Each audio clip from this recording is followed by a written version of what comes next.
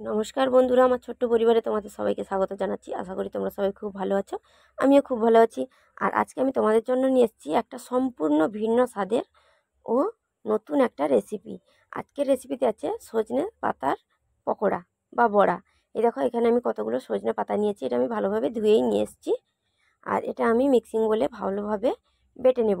আর তোমরা প্লিজ, তোমাদের সবাইকে বলছি, একবার অন্তত বাড়িতে ট্রাই করো, দেখো খুব ভালো লাগবে তোমাদের। খুব সত্যি একটা ইউনিক রেসিপি। এটা খেতে খুব সুন্দর। দেখো, আমার মিক্সিং বলে আমি পাতাটা বেটে নিয়েছি। এখানে পাতা বাটা আছে। এর মধ্যে আমি পেঁয়াজ কুচি, রসুন কুচি, আর সামান্য লবণ, কাঁচা লঙ্কা, আর দেব একটু গরম মশলার গুঁড়ো।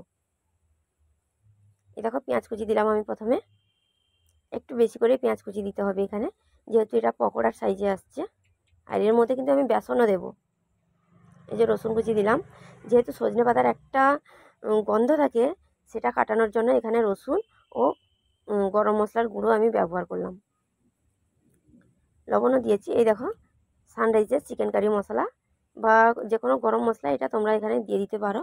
যেহেতু এখানে সজনে পাতার একটা গন্ধ থাকে, সেই গন্ধটাকে কাটানোর জন্য এটা জাস্ট একটু অ্যাড করা হলো। এটা ভালোভাবে মেখে নিচ্ছি। এর মধ্যে আমি কাঁচা লঙ্কা দেবো ও বেসনও দেবো। আর আমার ভিডিও যদি তোমাদের ভালো লাগে, অবশ্যই একটা লাইক কমেন্ট করে আমার পাশে থেকো। প্লিজ তোমরা বাড়িতে একবার অন্তত এটা ট্রাই করো, দেখো খুব ভালো লাগবে খুব।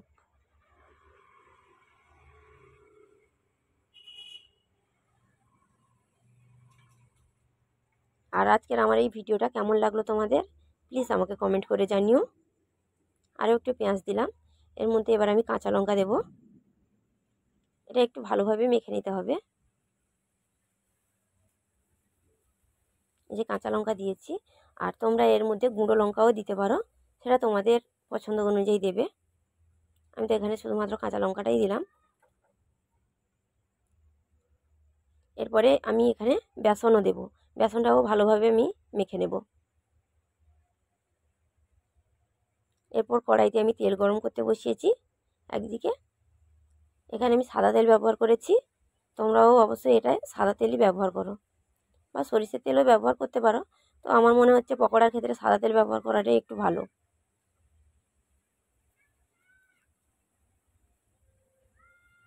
এর মধ্যে আমি একটা একটা করে পকোড়ার শেপ নিয়ে আমি ছেড়ে দিলাম। আর তোমাদের সবাইকে বলছি, প্লিজ বাড়িতে একবার ট্রাই করো, খুব ভালো লাগবে খুব।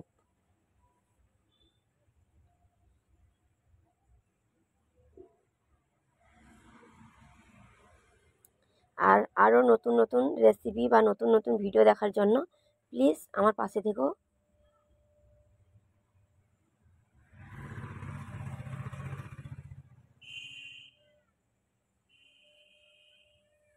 এরপরে এটা আমি দুদিকটা ভালোভাবে ভেজে নেব। যেভাবে একটা পকোড়া বা বড়া তৈরি হয়, পুরো সেভাবেই হবে, শুধু এর মধ্যে সজনে পাতা থাকবে। আর সজনে শাক তোমরা সকলেই জানো যে সেটা খুবই শরীরের পক্ষে উপকারী। তাছাড়া যে কোনো সবুজ শাক সবজি আমাদের শরীরের পক্ষে খুবই উপকারী, আর সজনে পাতা তো কোনো তুলনাই নেই। এটার আমি দুদিকটা ভালোভাবে ভেজে নেব, লাল লাল করে একটু ভাজবো। এই যে এদিকে আমার পকোড়া রেডি।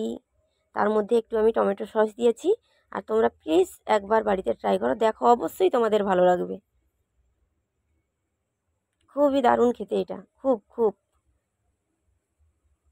আর আজকের মতো এই পর্যন্ত, দেখা হবে পরের আবারও একটা অন্য কোনো ভিডিওতে। আজকের মতো এই পর্যন্ত, টাটা। সবাই প্লিজ একবার ট্রাই করো।